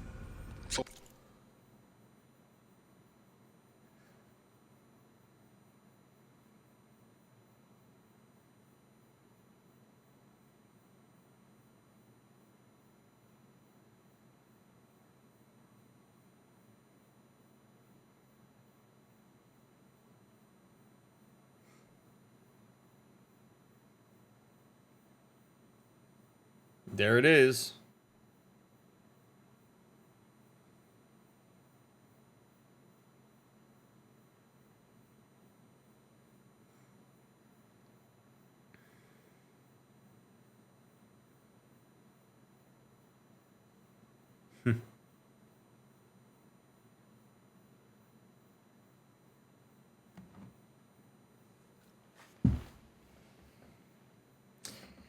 It makes me wonder if Sylens was planning on Aloy opening up Gaia, having Gaia in her possession, and then he was going to have these people come in here and apprehend her, forcibly take it from her. She's back to pawn. And now, Aloy figured out this plan, recognizes a way in which they can recover all of these things and get Gaia back together, and Sylens is like, oh shit, I need her. By the way, there's some people coming for you. Think you could probably fight them off, or maybe they won't hurt you. Oopsie. Of course he wouldn't tell her this. Of course he wouldn't. It's Sylens. Remarkably transparent, despite not giving all the information. He gives just enough information to get Aloy on a stick, and when he is no longer, when a thing is no longer of use to him, he either locks it away or kills it. He got everything he needed from Hades, and he destroyed Hades. He's not interested in fostering any kind of relationship with Aloy. He's not like, Aloy, when this is all said and done, can't wait to have beers in Meridian.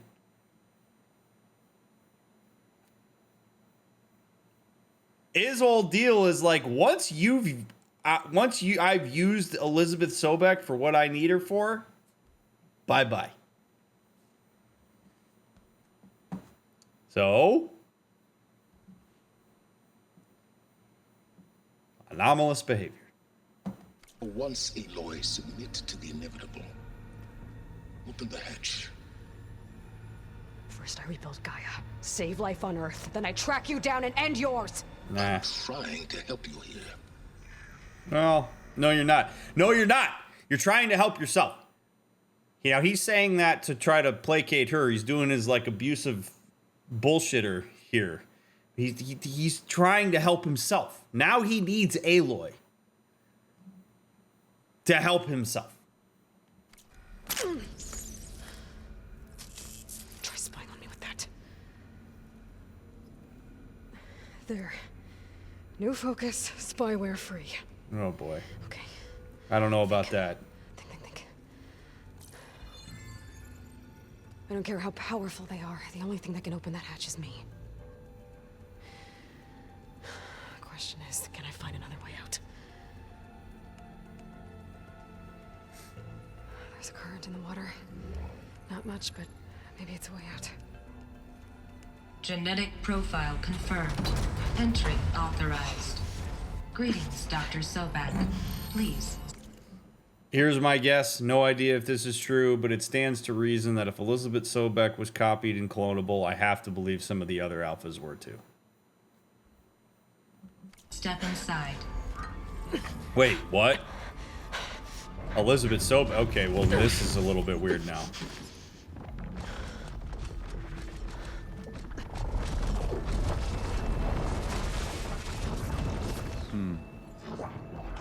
Looks promising.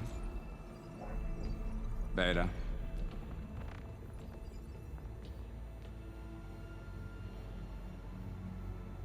This is not where I saw this going. Wow. Wow.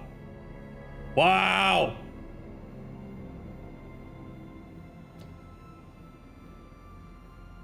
Whoa.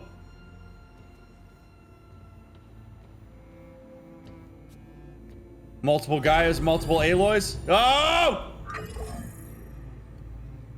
Do we have it? Fantastic. Did the pulse originate here?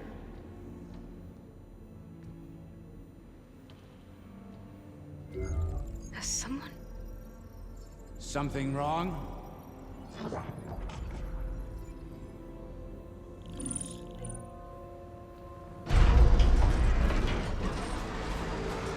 Shit! Spectres, Beta!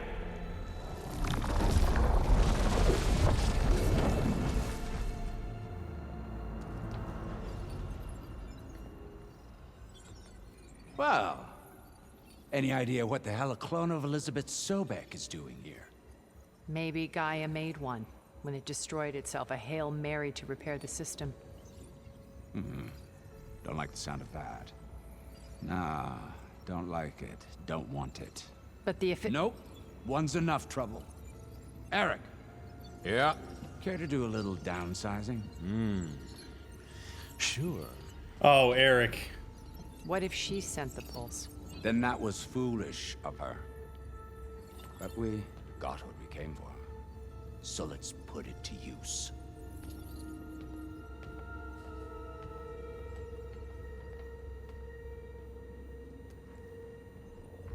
I snap a lot of necks in VR. But that certain tremor as life fades from the eyes. Ooh, no hollow quite gets it. Keep flapping your mouth. It makes a nice target.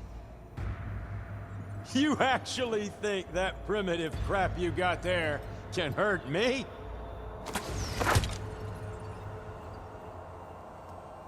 This is gonna be fun. This is like the Batman and Bane fight. You don't know what the hollow is. I'm not hurting him. I need a way out of here. Maybe if I can bring the whole processor down? I gotta use that console to make it drop more. Is that supposed to be a weapon? Get over here! Oh, God.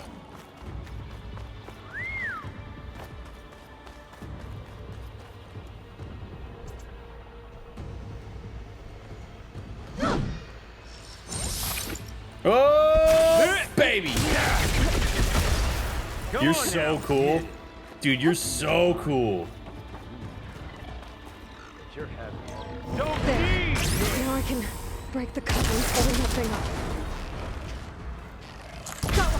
That's not gonna help you, girl. You're so cool, dude. You're like the coolest guy here. You're such a badass. Like, I wish I was as cool as you. Another one down. What are you up to? What am I up to? I don't know. Whatever could it be? I'm shooting all the exposed joints. Here we go. Come on! Shoot at me! Not that rig! Okay. Oh my God! Dr. Manhattan! Quit fooling around! Quit fooling around!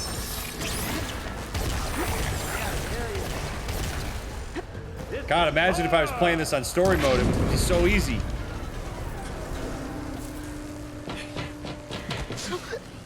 Reckon that thing ain't gonna help, girl.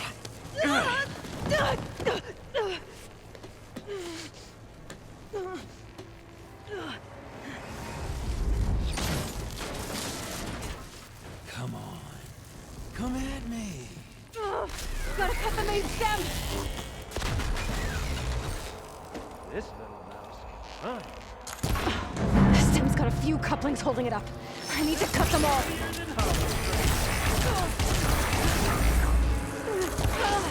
Looks like there's 2 more couplings on the stem. Fight me! Not that dumb machine! Just one more.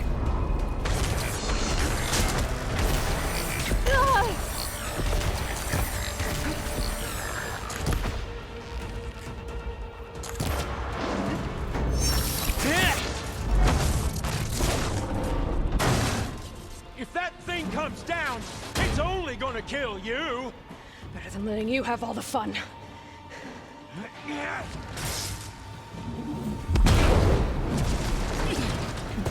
Dumbass.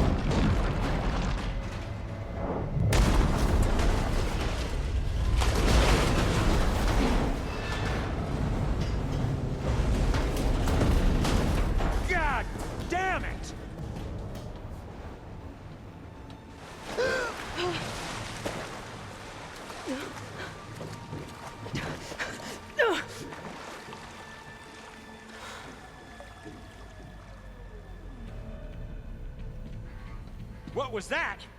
Me killing what you wanted dead. What the hell did you think? The platform collapsed, body went with it. Oh, he's a bullshitter. Right. And since when don't you get what you want, huh? Spectres, search. Oh god. Whoa, dude, those things are crazy.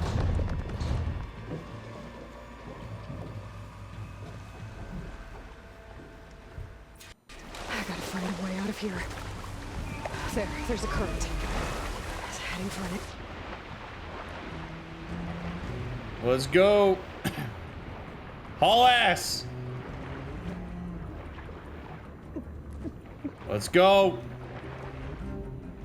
I hope this is just long enough that I can hold my breath. Yeah. There's a current. Oh, Jesus. Oh, my God. Good thing those things aren't waterproof, I guess. Oh, boy. Okay.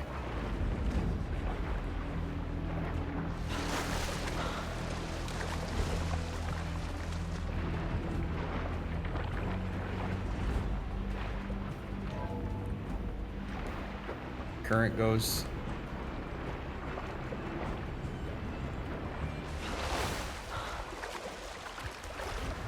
I gotta swim against the current. Okay. Let's go! Oh, I forgot to boost. Okay, hold on.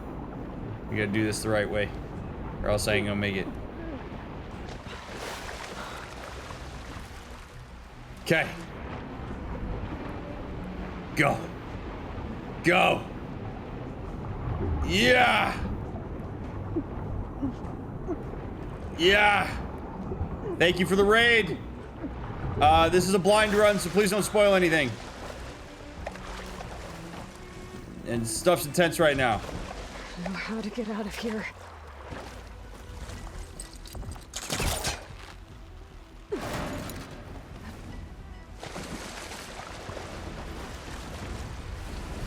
Spectres aren't giving up. Nope. Swim fast. Oh, God! Ah!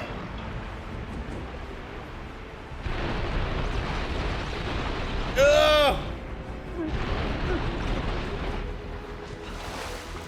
Thank God I got a bunch of berries in my pack. Ooh. Nope. No bueno. Go up.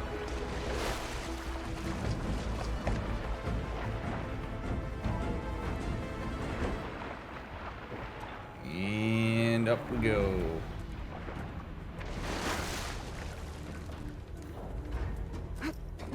For those of you coming along with the raid, hi, I'm DrMick. I'm a licensed marriage and family therapist. I got a PhD in human development. This is Game Sessions with a Therapist, where we play cool games like Horizon Forbidden West, and talk about mental health, psychology, therapy, and more in an effort to destigmatize those things, bring information to people who wouldn't otherwise have it in a responsible and ethical way. I use games to illustrate psychological concepts, so I pause a lot, I analyze a lot. It's a lot of fun. Check out my other playthroughs and all that fun stuff on YouTube. Thank you for being here. And thanks for keeping things spoiler and backseat free. Oh, man. Looks like some kind of power room. Currents lead here. Promising. Oh, boy.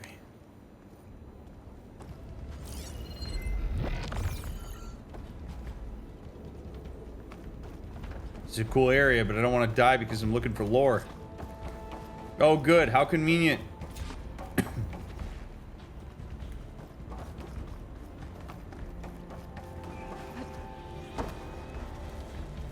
This is going to make a lot of noise.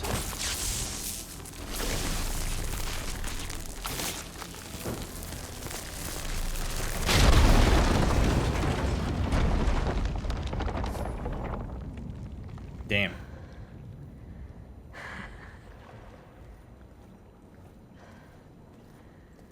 Perfect. Easy.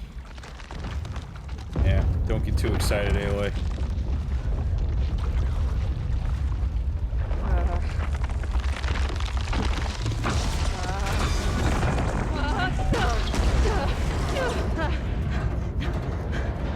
Oh boy. Oh boy.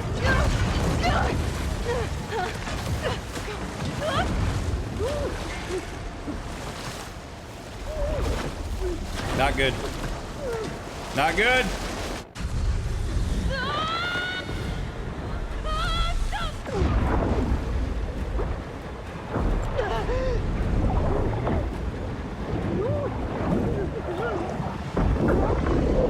Oh God. Oh God.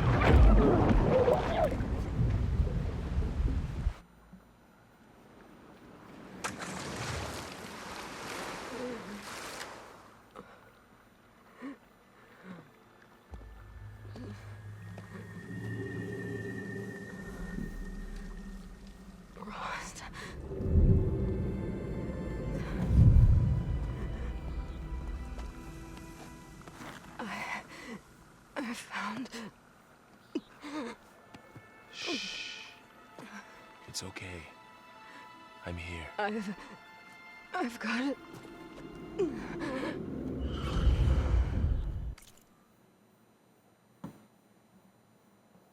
We'll figure out what she's got to do in part 10. My friends, thank you so much for coming on out to watch this episode. I hope you enjoyed it. That was a hell of a run there.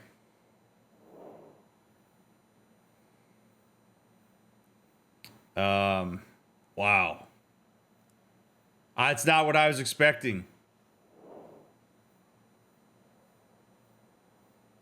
At all. So this just gets thicker and thicker and thicker. I'm super pumped about it. And yeah, this is going to be awesome. So make sure you leave a thumbs up if you liked it too. Leave a comment down below. Follow the links down in the description. Thank you for all of your support of this playthrough. If you're mad at me for the cliffhanger, I hope you're binging, because then you can go right on over to part 10. If you're waiting for the next one to come out, we'll get it out as soon as we can. I hope that my analysis has been meaningful in some way. I appreciate you immensely. Catch you on the next one.